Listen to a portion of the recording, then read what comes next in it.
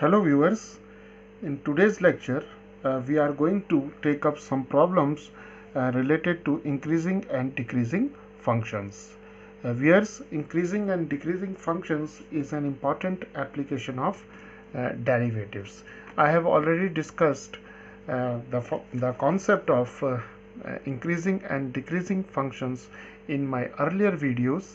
Now I am taking some problems related to increasing and decreasing functions. So let us take the first question. The question says separate 0 to pi by 2 closed interval into subintervals in which the function fx is equal to sine 3x is increasing or decreasing. Clear? So we have to separate or we have to find the intervals in which this function is increasing and decreasing. Clear? So viewers, let us start the solution. We are given the function as fx is equal to sine 3x. Now viewers, we know that a function is said to be increasing if the derivative is a function fx is said to be increasing if the derivative of f is greater than or equal to 0. Clear? Similarly, the function is said to be decreasing if the derivative is less than or equal to 0. Clear? So this is the condition for increasing and this is the condition for decreasing. Clear? We have already discussed all these things in our previous videos. So let us find the derivative of f. So f prime of x is equal to 3 cos 3x. Clear? Now viewers, for increasing we must have the derivative greater than or equal to 0. This implies that 3 cos 3x is greater than or equal to 0, or we can write cos of 3x is greater than or equal to 0. Clear? Now we know that this inequality is satisfied when 3x lies between 0 and pi by 2. It means 3x is greater than or equal to 0 but less than or equal to pi by 2. Why? Because we know that cos of theta is greater than or equal to 0 if theta lies between, if we are talking about this interval, then theta is greater than or equal to 0 but less than pi by 2. So here for theta we have substituted 3x. Clear? Now dividing throughout by 3 we have this inequality. Clear? Pi by 6. Clear? So viewers, when x belongs to the interval 0 to pi by 6, then the derivative is greater than or equal to 0. So therefore this function f of x is increasing when x belongs to 0 to pi by 6. Clear? Now let us come to the interval, or let us find the interval where the function is decreasing. Clear? So here's for the function to be decreasing, we have f prime of x must be less than or equal to 0, and for f prime of x we have 3 cos 3x is less than or equal to 0, or cos of 3x is less than or equal to 0. Clear? Now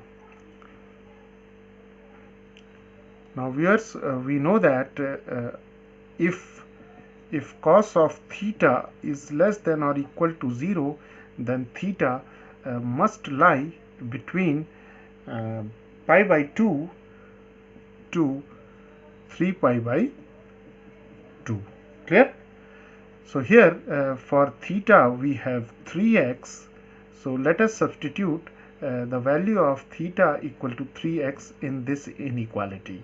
So we can write pi by 2 less than or equal to 3x, and then this is less than or equal to 3 pi by 2. Now dividing throughout by 3, we get pi by 6 here, and here we have x, and here we have pi by 2. Clear? Now therefore from this inequality we conclude that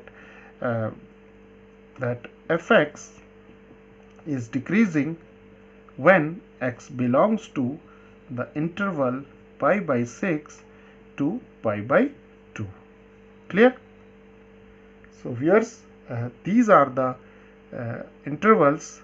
0 to pi by 6 is the interval where the function is increasing, and pi by 6 to pi by 2 is the interval in which this function is decreasing.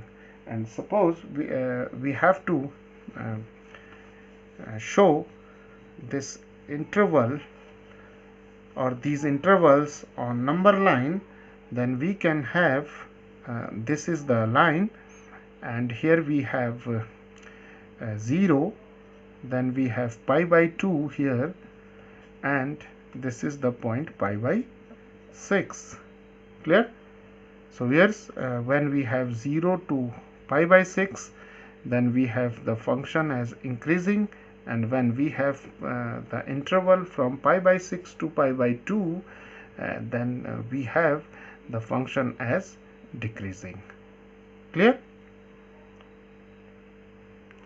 Now viewers, let us take this problem, separate this interval 0 to pi by 2 into sub-intervals in which this function f of x is equal to sine raised to 4x plus cos raised to 4x is increasing or decreasing. So viewers, here we have the function f of x is equal to sine raised to power 4 x plus cos x raised to power 4. Clear? So let us find the intervals. So let us first find the derivative of f. So here we have 4 sine cube x cos x, and then we have minus 4 cos cube x and sine x. Clear? Now let us take 4 sine x cos x common from this expression. So we have sine square x minus cos square x. Clear? Now here's this can be written as 2 times this is 2 sine x cos x, and this can be written as minus of cos square x minus sine square x. Clear? Now this can be written as this is 2 sine x cos x, which is equal to sine 2x, and this is cos of 2x. Clear? Now this can be written as minus 2 sine 2x cos 2x. Clear? Which is equal to minus of sine 4x. Clear? So here we have utilized two important formulae or identities, that is sine 2 theta is equal to 2 sine theta cos theta, and cos of 2 theta is equal to cos square theta minus sine square theta. Clear? Now the derivative of f is minus sine 4x. So let us first find the intervals in which this function is increasing. So for the function fx to be increasing, the derivative must be greater than or equal to 0. Clear? Now substituting the value here, we have minus sine 4x is greater than or equal to 0, or multiplying both the sides of this inequality by negative sign, the inequality, the sign of this, the direction is reversed. So we have sine 4x is less than or equal to 0. Clear? Okay. Now here's we know that when theta is greater than or equal to pi but less than 2 pi, then sine theta is a decreasing function, or is decreasing, or we can write sine theta is less than or equal to 0 when theta lies between pi and 2 pi. Clear? So here we have for theta we have 4x, so we can substitute it here, and we have the inequality, and if we divide both sides by 4, we have pi by 4, and here we have x, and here we have pi by 2. Clear? So here we have substituted theta is equal to 4x, and we have this inequality, dividing both sides by 4, we have pi by 4, here 4 and 4 cancelled, here we have pi by 2. So therefore fx is this function fx is increasing when x belongs to pi by 4 to pi by 2. Clear? Okay. Now this function is said to be decreasing when the derivative is less than or equal to 0. Clear? Or minus sine 4x is less than or equal to 0, multiplying both sides by minus 1, we have sine 4x greater than or equal to 0. Clear? Now viewers, when theta lies between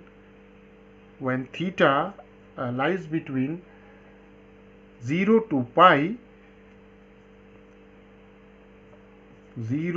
pi, then sine theta is greater than or equal to 0.